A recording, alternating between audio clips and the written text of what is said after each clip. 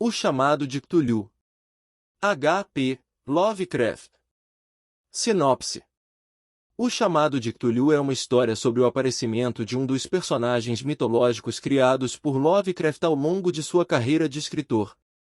Foi publicado em 1928 com notável sucesso, fazendo de Cthulhu uma das entidades mais populares da literatura de terror.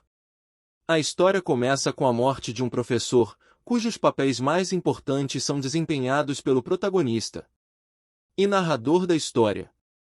Ele fica sabendo da existência de uma espécie de monstro com cabeça de polvo chamado Cthulhu, que está adormecido nas profundezas de Errili. Ele também descobre que o professor fazia parte de algum tipo de culto que deseja despertar Cthulhu para que ele possa governar o mundo.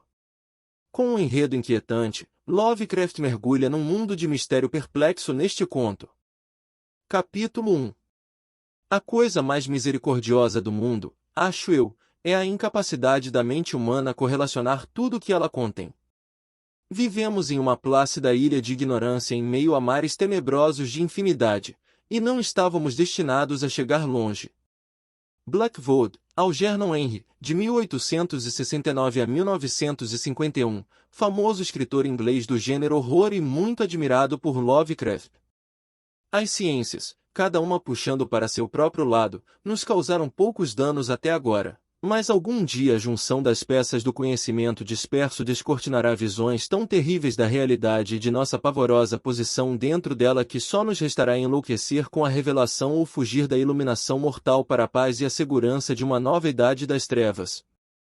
Os teosofistas imaginaram o admirável esplendor do ciclo cósmico no qual o nosso mundo e a raça humana são incidentes transitórios.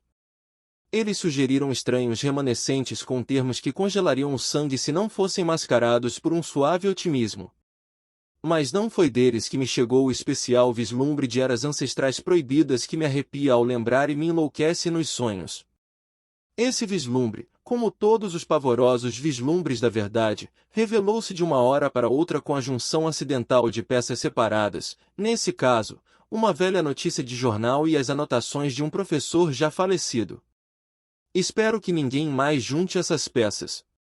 Se eu viver, jamais ajuntarei, deliberadamente, um elo a tão odiosa cadeia, com certeza.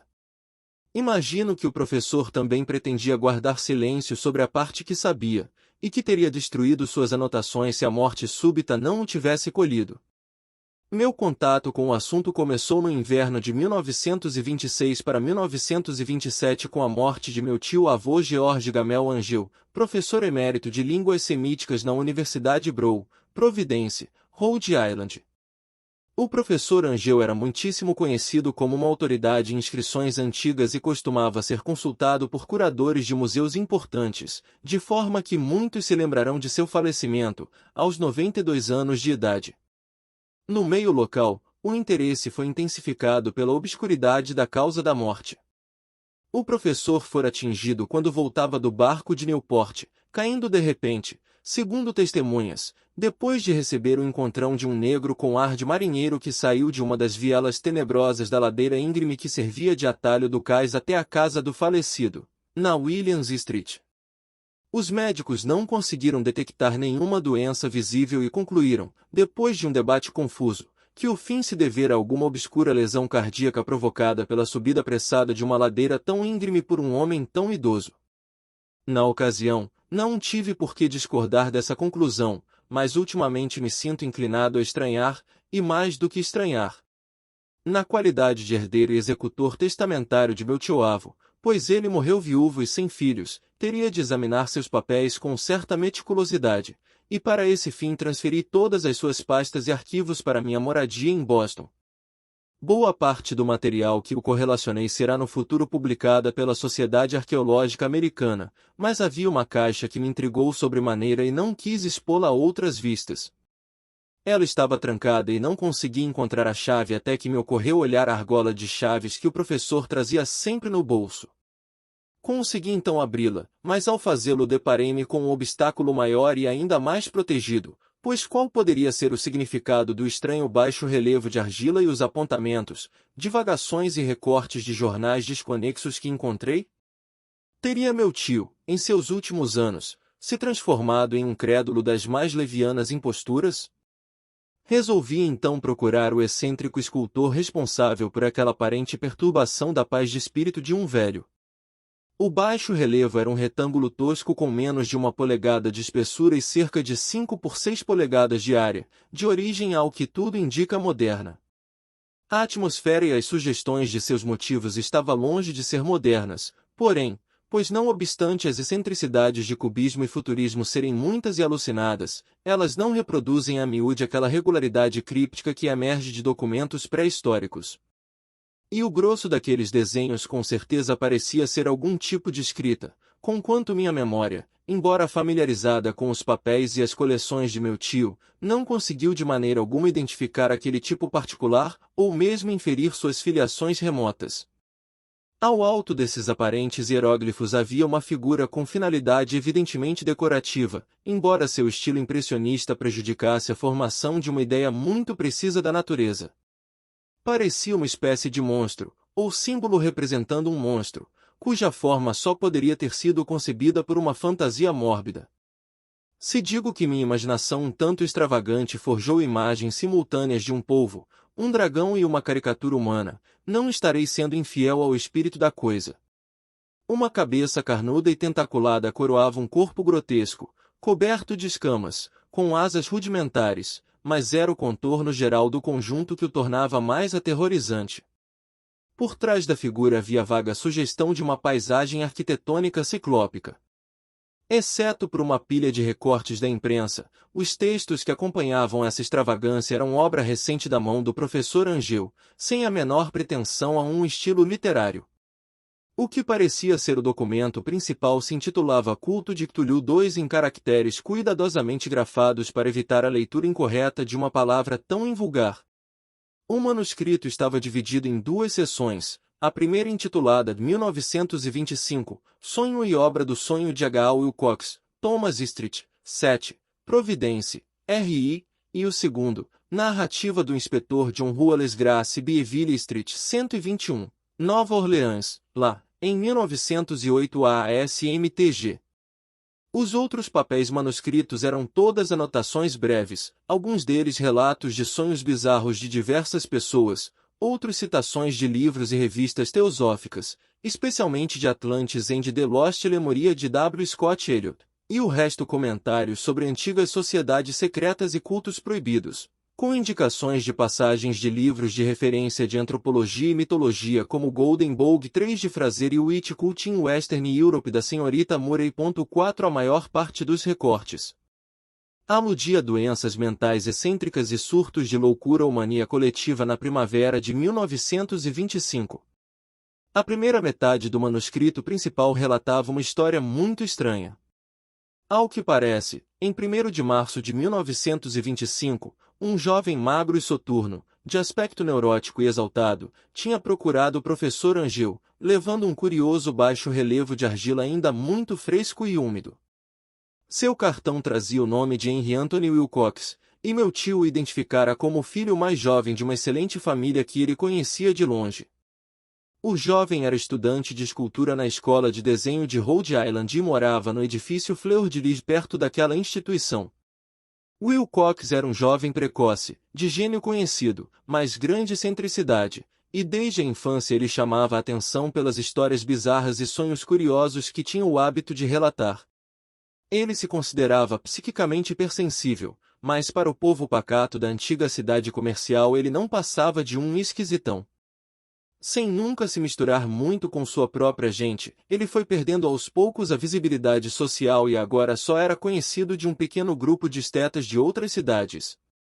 Mesmo o Clube das Artes de Providência, zeloso de seu conservadorismo, o considerava um caso sem esperança. Por ocasião da visita, dizia o manuscrito do professor, o escultor, de repente, pediu a ajuda dos conhecimentos arqueológicos de seu anfitrião para identificar os hieróglifos dos baixo relevo. Ele falava de maneira calma, sonhadora, sugerindo uma simpatia afetada e distante, e meu tio foi um tanto ríspido na resposta, pois a condição claramente recente da tabuleta indicava afinidade com qualquer coisa, menos com arqueologia. A réplica do jovem Wilcox, que impressionou meu tio bastante para ele recordar-se dela e registrá-la tal qual, teve um feitio poético que deve ter marcado toda a conversa, e que mais tarde descobri tratar-se de uma forte característica sua. Ele disse: é novo, de fato, visto que o fiz na noite passada em meio a um sonho com cidades estranhas, e os sonhos são mais antigos do que a fervilhante Tiro, ou a contemplativa Esfinge, ou a jardinada Babilônia. Foi aí que ele começou aquele relato confuso que, de repente, espicaçou memórias adormecidas e conquistou o interesse febricitante de meu tio. Tinha havido um rápido tremor de terra na noite anterior, o mais forte sentido na Nova Inglaterra em muitos anos, e a imaginação de Wilcox fora fortemente abalada. Recolhendo-se ao leito, ele teve um sonho sem precedentes com grandes cidades ciclópicas, construídas com blocos titânicos e monólitos projetados para o céu, tudo exudando um limo verde sinistro de horror latente. As paredes e pilares estavam cobertos de hieróglifos, e de algum ponto indeterminado abaixo chegava uma voz que não era voz, uma sensação caótica que somente a fantasia poderia transformar em som, mas que ele tentará transmitir com um amontoado de letras quase impronunciável, Tulluftagen. Essa mixórdia verbal foi a chave para a recordação que exaltou e perturbou o professor Angel. Ele interrogou o escultor com meticulosidade científica e estudou com atenção quase fanática o baixo relevo em que o jovem se vira trabalhando, enregelado e vestido apenas com as roupas de dormir, até a vigília insinuar-se em seu torpor. Meu tio culpou a sua velhice, disse Wilcox mais tarde, pela lentidão com que identificou os hieróglifos e a imagem. Muitas de suas perguntas pareceram deslocadas para o visitante, em especial as que tentavam relacioná-lo com cultos ou sociedades estranhos. E Wilcox não pôde compreender as repetidas promessas de silêncio que lhe foram feitas em troca de ser aceito em alguma ordem religiosa mística ou pagã. Quando o professor Angel se convenceu de que o escultor ignorava mesmo qualquer culto ou sistema de sabedoria críptica, assediou o visitante com pedidos para que ele lhe relatasse sonhos futuros. Isso rendeu frutos regulares. Depois da primeira entrevista, o manuscrito registra visitas diárias do jovem durante as quais ele relatava fragmentos surpreendentes de imaginação noturna cujo tema constante era alguma vista ciclópica terrível de pedra escura e gotejante, com uma voz ou inteligência subterrânea gritando monotonamente através de enigmáticos impactos sensoriais só possíveis de descrever com palavras sem sentido. Os dois sons repetidos com maior frequência são os expressos pelas letras Tulu e RL. No dia 23 de março, prosseguia o manuscrito, Wilcox não apareceu, e indagações feitas em sua moradia revelaram que, atacado por um tipo desconhecido de febre, ele fora levado para a casa de sua família na Waterman Street. Ele havia gritado durante a noite, despertando outros artistas do prédio, e havia manifestado, a partir daquele momento, condições alternadas de consciência e delírio. Meu tio telefonou incontinente para a família e dali em diante passou a acompanhar o caso de perto, telefonando muitas vezes para o consultório do Dr. Tobey, na Thayer Street, um médico que estava acompanhando o caso. A mente febril do jovem, ao que parecia, estava retida em coisas estranhas, e o médico chegava a estremecer quando as mencionava. Estas incluíam não só a repetição do que ele tinha sonhado antes, mas envolviam também algo gigantesco com milhas de altura que andava ou se arrastava de um lado para outro. Em nenhum momento ele descreveu essa coisa, mas expressões alucinadas ocasionais, reproduzidas pelo Dr. Tobey, convenceram o professor de que ela devia ser idêntica à monstruosidade inominável que ele tentará representar em sua escultura do sonho. A referência a essa coisa, acrescentou o doutor, preludiava sempre a recaída do jovem na letargia. Sua temperatura, por estranho que pareça, não subia muito acima do normal, mas seu estado geral sugeria antes uma febre genuína do que uma perturbação mental. No dia 2 de abril, por volta das 3 da tarde, todos os sintomas da doença de Wilcox desapareceram de uma hora para outra. Ele sentou-se na cama, espantado por estar em casa e sem a menor noção do que tinha acontecido em sonho ou realidade desde a noite de 22 de março. Recebendo alta do médico, voltou a seus aposentos em 3 dias, mas deixou de prestar qualquer ajuda ao professor Angel. Todos os vestígios de sonhos estranhos tinham sumido de sua memória, e meu tio não guardou nenhum registro de seus pensamentos noturnos depois de uma semana de relatos insossos e irrelevantes sobre visões perfeitamente normais. Aqui terminava a primeira parte do manuscrito, mas referências a algumas anotações espalhadas deram-me muito em que pensar, tanto, de fato, que só o arraigado ceticismo que marcava então a minha filosofia pode explicar a persistente aversão que senti pelo artista. As anotações em questão descreviam os sonhos de várias pessoas no mesmo período em que o jovem Wilcox sofrerá suas estranhas provações.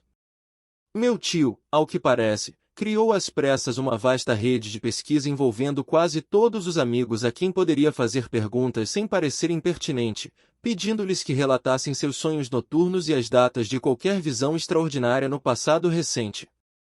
A receptividade a seu pedido parece ter sido irregular, mas ele deve ter recebido, no mínimo, mais respostas do que uma pessoa normal poderia lhe dar sem uma secretária.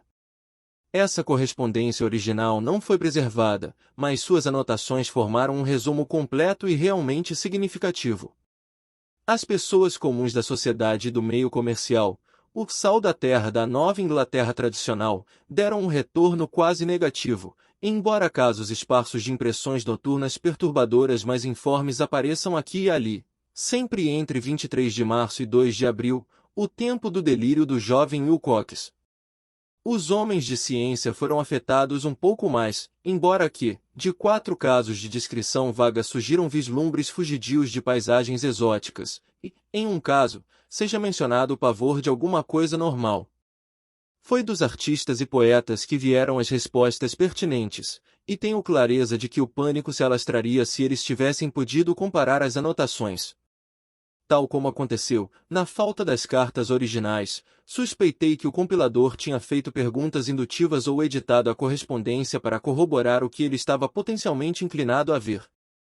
Isso reforçou minha ideia de que o Wilcox, de alguma forma conhecedor dos dados antigos que meu tio possuía, vinha se insinuando junto ao veterano cientista.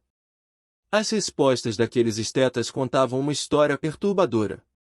De 28 de fevereiro a 2 de abril, uma grande parte deles havia tido sonhos extraordinários e a intensidade dos sonhos havia sido muito maior durante o período do delírio do escultor.